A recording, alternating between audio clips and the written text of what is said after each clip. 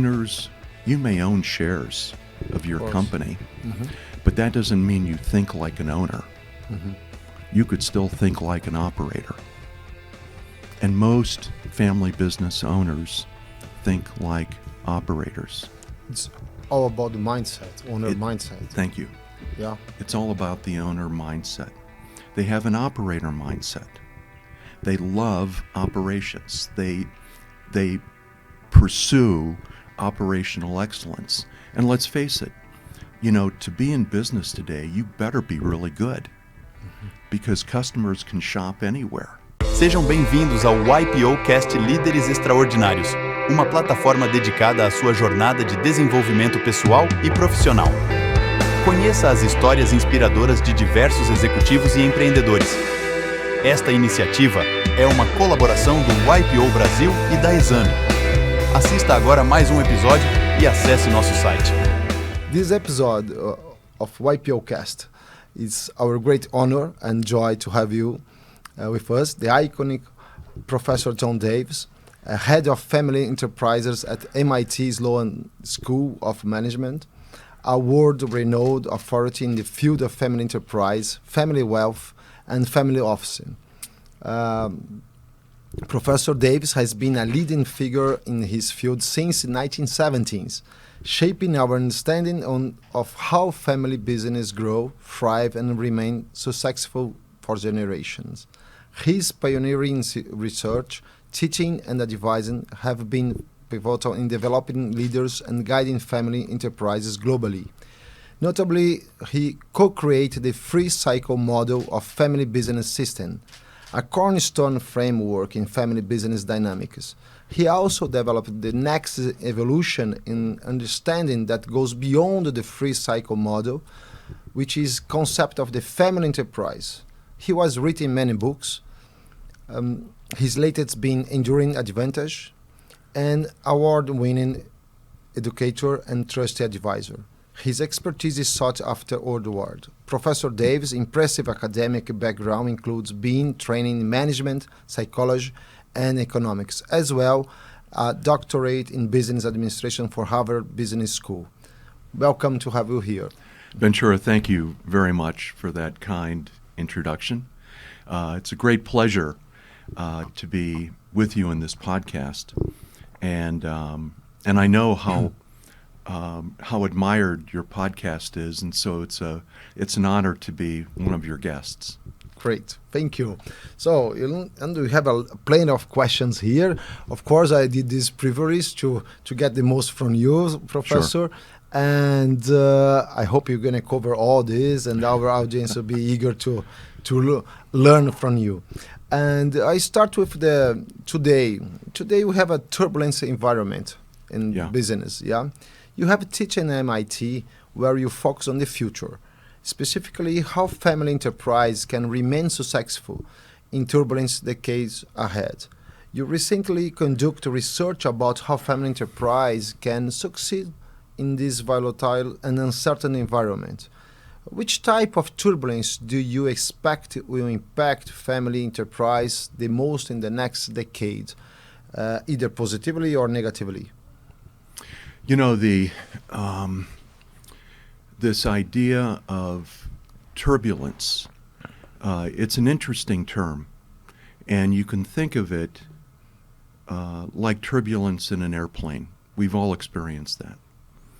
And we experience turbulence mostly as bumps when you're going through the air. But if some of the air currents are severe enough, you actually will experience the plane going up and down, right? And that's a pretty close approximation for the turbulence we feel in the world.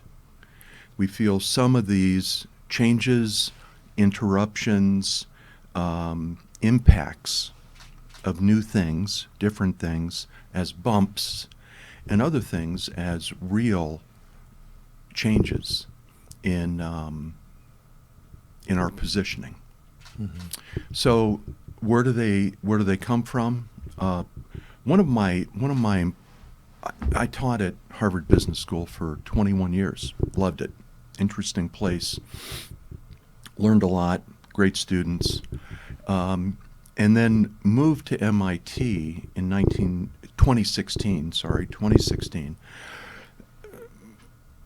in large part because MIT is studying the future, always has.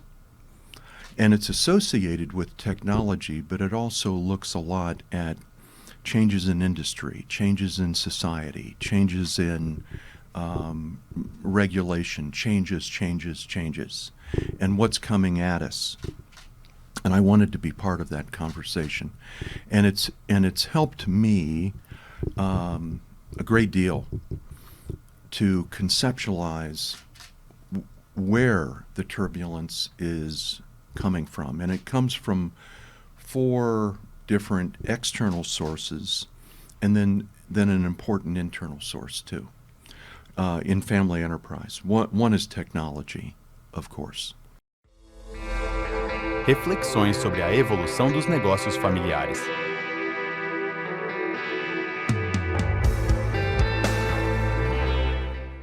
And that we're going to have to make some changes.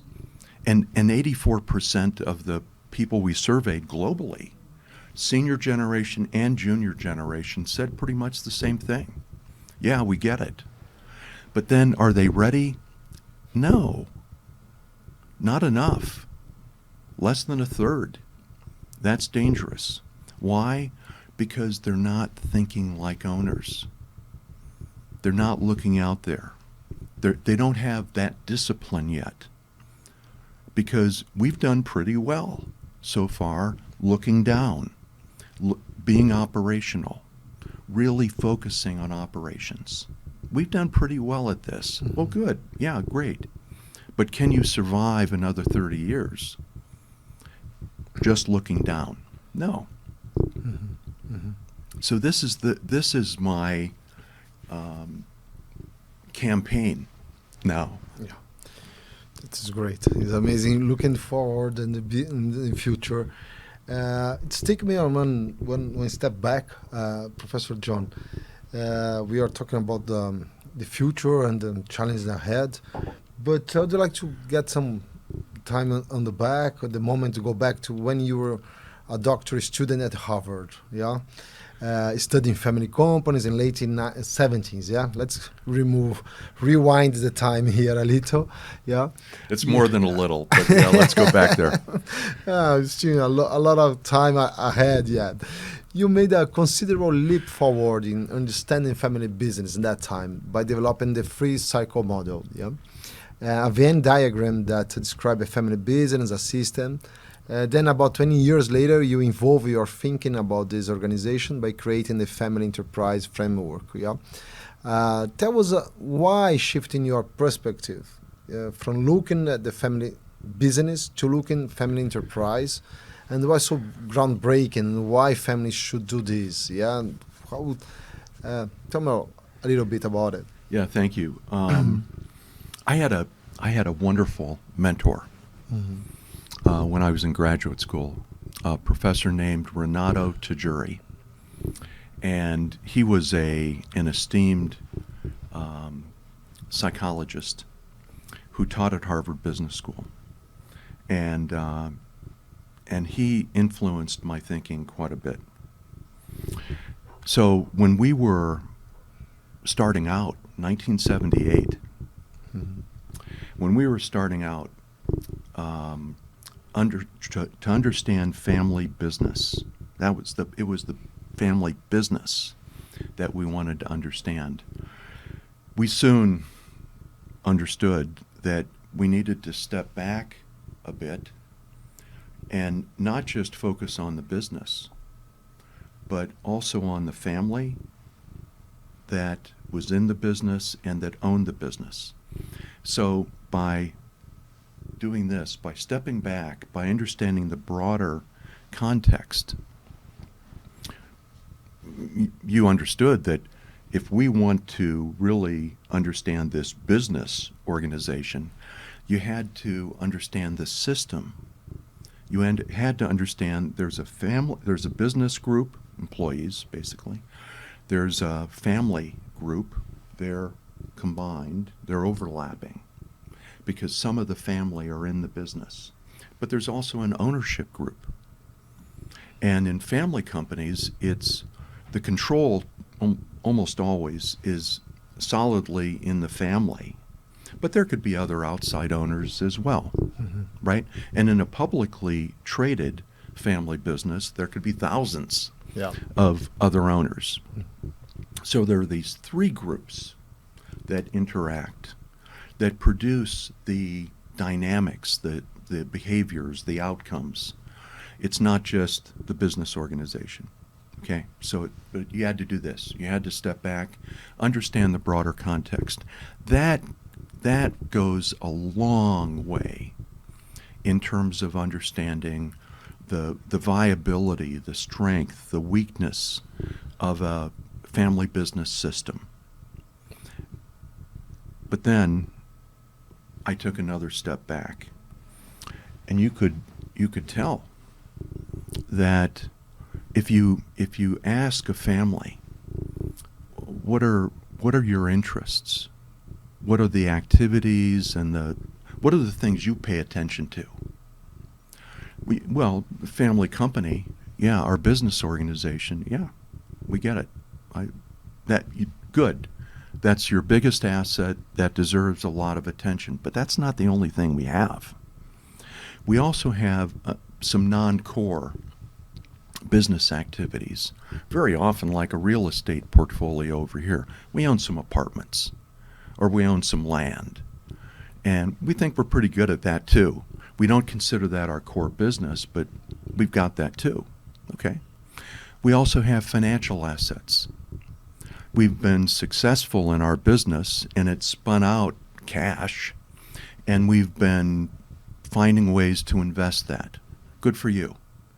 Because with enough financial assets outside your core business, that can make the family a little bit more confident about its future and allow it to aggressively reinvest in the company more. So that's great. So the portfolio of a family, the assets, they typically, a successful family, they typically extend beyond just the operating businesses that they own. But then you've got family assets. You've got homes and cars and boats and vacation houses and right?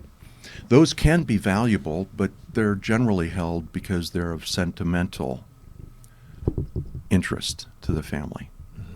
But then families also very often are engaged with their communities, do philanthropy more and more. Families are interested in the social impact, not only of their regular philanthropic activities, but also their company.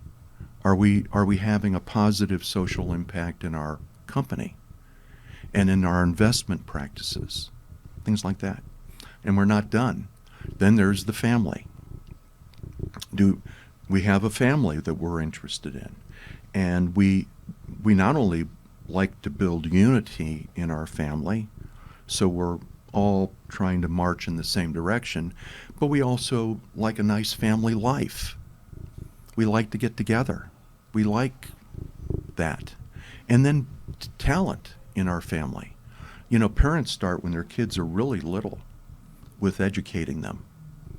And they put them in schools and they give them educational opportunities. And it goes all the way through university. Then we realize we're not done. That there's more education that's needed. YPO is founded on that great principle, right? So that's the family enterprise. It's all of the assets and activities that a family has. And I had to step back to appreciate that and to know that if you want to build a great family business, it helps to have these other assets and activities to encourage family engagement, to build family pride, to build family unity, and to provide the financial base to be successful. And so whenever you deal with any kind of problem within a business, in a family, in a friendship, whatever, to understand that problem, you need to step back and appreciate the context around that problem. So when you look at the family enterprise, are we done? No. Because you have to understand the environment around the enterprise. Is that changing? Is that offering you growth opportunities? Is your country supporting your family and your business? Things like that. So what is the context? And even beyond our immediate context, there's the global context. So my thinking has gone from this business to the system, to the family enterprise, to the context around the family enterprise, to the global context. And you get there, it's not rocket science. But if you're interested in really understanding what's important for success, you've got to do this. You've got to step back and appreciate more. Now, I've had 45 years. I've had a lot of time to think about going from here to here. And it's been just intellectually and professionally, but also in terms of the people I've gotten to meet and the families I've gotten to work with and the interesting challenges that I've gotten to, sit with people and figure them out. It's been a pleasure. It's been a joy, really. Inovação e tradição em negócios familiares.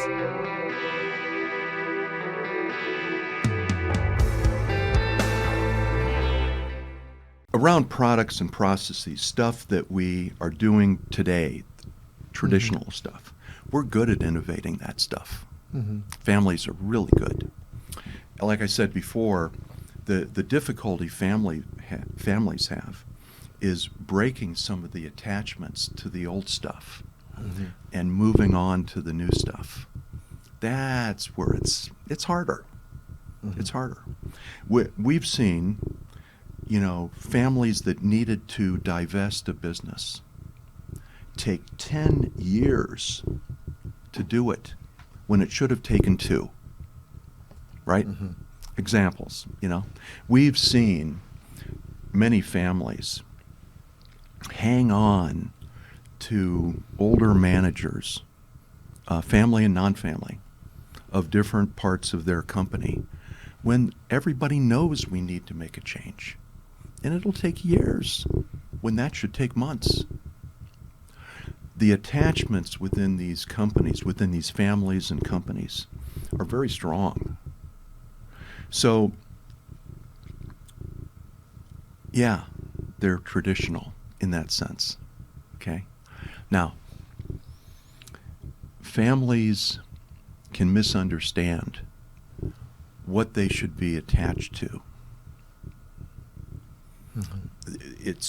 You see somebody at work, it's a personal attachment. These are personalized. You touch the products that you make. That's a personalized attachment, and that's not what we should be attached to in a more Buddhist way. Okay? We should be attached to the value, the tradition of creating value and of making the world a better place because of the value that we're creating. That's the attachment. And yeah, I'm going to be respectful to you, my brother, and we care about each other. I'm going to honor that. But everything else in our business, everything else in our organization needs to change. And we're going to be respectful to individuals as we change. If we need to fire a bunch of people, we're going to try to do outplacement for them. We care about them, but we need to change. We can honor some of the old products we've had. We'll put them in a museum, or we'll put them in our lobby to remind people of the great things we've produced. But we're moving on because we need to create value. That is the highest order for a family or an individual of purpose. And so we misunderstand what our attachments, what our traditions, what our passions are about. And as part of the campaign to think like an owner, if you think like an owner, you think about value creation. And you understand the world is changing. Those ways that we had of creating value, those were good for a while. They're not the ones we need for our future. Some of them might be. I mean, some of what we've been doing might extend, might have growth opportunities, might have value creation opportunities. Great, great. But let's move in the direction of value creation, always. And to do that, it takes a special perspective and a more detached, emotionally detached understanding of what you're doing, right? And emotions are great, caring is great, passions are great, but you also need to know when to respectfully detach and attach to new things. Our kids grow up, and at a certain point, you need to detach a bit from them because they have other lives now, and relate to them in a new way and attach to new things. If you don't do that, you're going to hold them back and hold yourself back, right? This works in all parts of life, I think. Conselhos finais.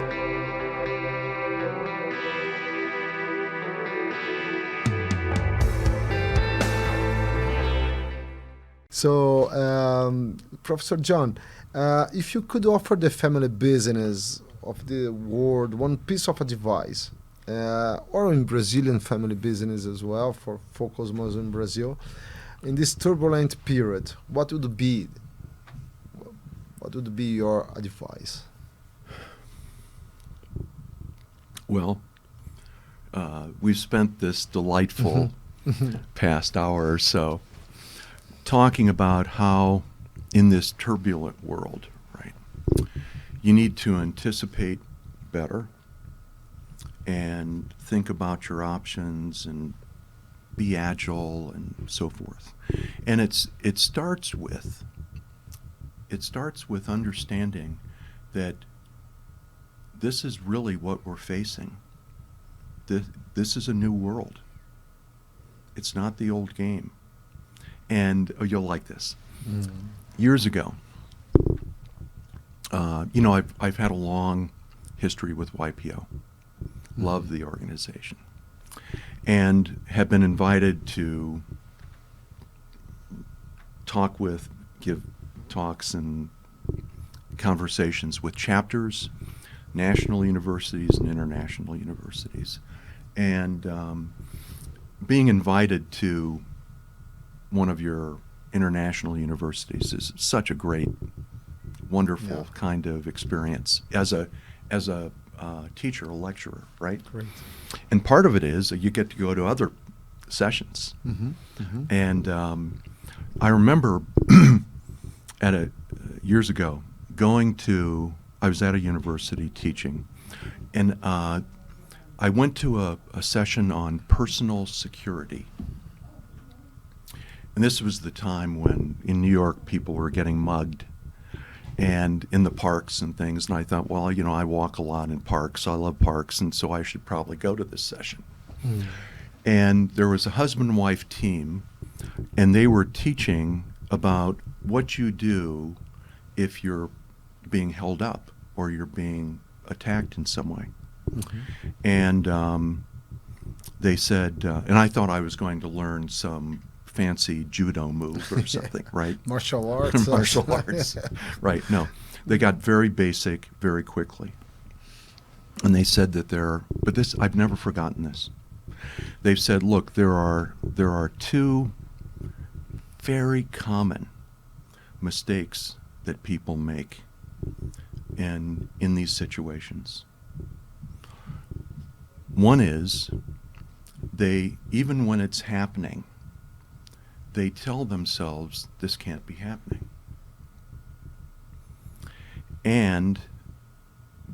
But they feel the anxiety and they stop breathing. So their advice was, when you're in a new, especially dangerous situation, you have to say to yourself, this is happening. This is real. And you have to breathe. Because when you stop breathing, you stop thinking. And so I guess in this new, interesting, but very challenging environment, I would say to families, admit that this is happening. Treat your new reality as real. And understand it. You better understand this. And you better understand that this world is different. And breathe. Take a breath. Get oxygen flowing into your head. Think. Observe and get rational and start to understand that we need to do some things differently. That's where I would go. So great. It's amazing. Thank you, Professor John. It's could spend hours here for sure. A lot of questions, intriguing, think in my mind here. And for sure, the YPO is going to be watching us. Will be calling Cambridge, calling you, or would you like your contact to be helping a lot of family.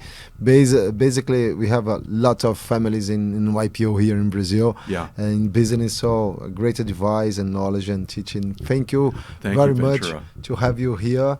And I wish to be more time with you.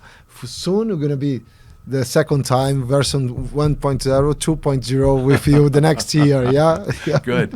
I look forward to talking again. Okay. Thank you, Ventura. Thank you very much. Para saber mais, acesse ao portal www.exame.com/canais, -especiais, -líderes, -extraordinários.